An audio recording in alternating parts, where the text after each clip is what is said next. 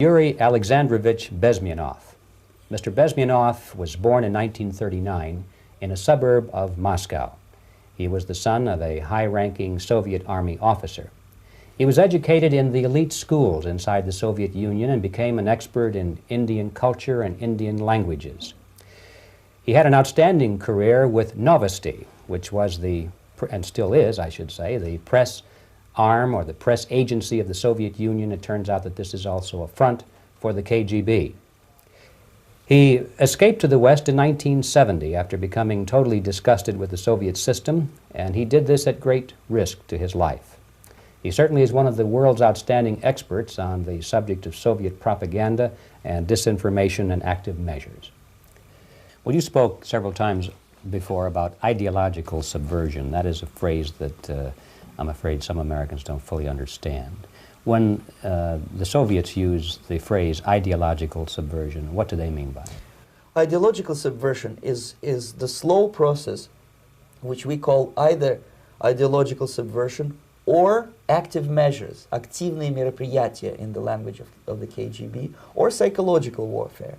What it basically means is to change the perception of reality of every American to such an extent that despite of the abundance of information, no one is able to come to sensible conclusions in the interests of defending themselves, their families, their community, and their country.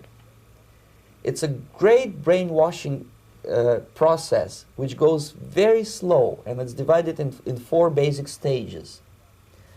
The first one being demoralization. It takes from 15 to 20 years to demoralize a nation. Why that many years? Because this is the minimum number of years which requires to educate one generation of students in the country of your enemy, exposed to the ideology of the enemy. In other words, Marxism-Leninism ideology is being pumped into the soft heads of at least 3 generations of American students without being challenged or counterbalanced by the basic values of Americanism, American patriotism. The demoralization process in the United States is basically completed already. For the last 25 years, actually it's overfulfilled, because demoralization now reaches such areas where previously not even Comrade Andropov and all his experts would even dream of such a tremendous success. Most of it is done by Americans to Americans, thanks to lack of moral standards. As I mentioned before, exposure to true information does not matter anymore. A person who was demoralized is unable to assess true information. The facts tell nothing to him. Even if I shower him with information, with authentic proof, with documents, with pictures, even if I take him by force to the Soviet Union and show him concentration camp, he will refuse to believe it until he is going to receive a kick in his fat bottom. When a military boot crashes his balls, then he will understand, but not before that. That's the tragic of the situation of demoralization. The next stage is destabilization. This time, subverter does not care about your ideas and the patterns of your consumption. Whether you eat junk food and get fat and flabby, doesn't matter anymore.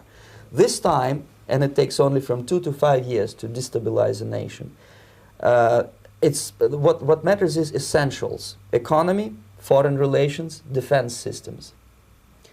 And you can see it quite clearly that in some areas, in such sensitive areas as defense and economy, the influence of Marxist-Leninist ideas in the United States is absolutely fantastic. I could never believe it 14 years ago when I landed in this part of the world that the process will go that fast. The next stage, of course, is crisis. It may take only up to 6 weeks to bring a country to the verge of crisis. You can see it in Central America now. And after crisis, with a violent change of power, structure, and economy, you have so-called the period of normalization. It may last indefinitely. Normalization is a cynical expression borrowed from Soviet propaganda. When the Soviet tanks moved into Czechoslovakia in '68, Comrade Brezhnev said, "Now the situation in brotherly Czechoslovakia is normalized." This is what will happen in the United States if you allow all these schmucks to bring the country to crisis, to promise people all kind of goodies and the paradise on earth, to destabilize your economy, to eliminate the principle of free market competition, and to put a big brother government in Washington, D.C., with benevolent dictators like Walter Mondale, who will promise lots of things, never mind whether the promises are fulfillable or not.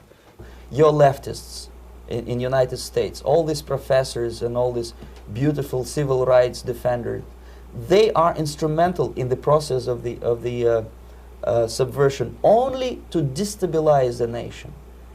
When their job is completed, they are not needed anymore. They know too much. Some of them, when they get disillusioned, when they see that Marxist-Leninists come to power, obviously they get offended. They think that they will come to power. That will never happen, of course. They will be lined up against the wall and shot. But they may turn into the most bitter enemies of Marxist-Leninists when they come to power. And that's what happened in Nicaragua. You remember most of these former Marxist-Leninists were either put to prison or one of them split, and now he's working against Sandinistas. It happened in Grenada when Maurice Bishop was already a Marxist. He was executed by a new Marxist who was more Marxist than this Marxist. Same happened in Afghanistan when first there was Taraki, he was killed by Amin, then Amin was killed by Babrak Karmal with the help of KGB. Same happened in Bangladesh when Mujibur Rahman, very pro-Soviet leftist, was assassinated by his own Marxist-Leninist military comrades. It's the same pattern everywhere. The time bomb is ticking. With every second, the disaster is coming closer and closer. Unlike myself, you will have nowhere to defect to.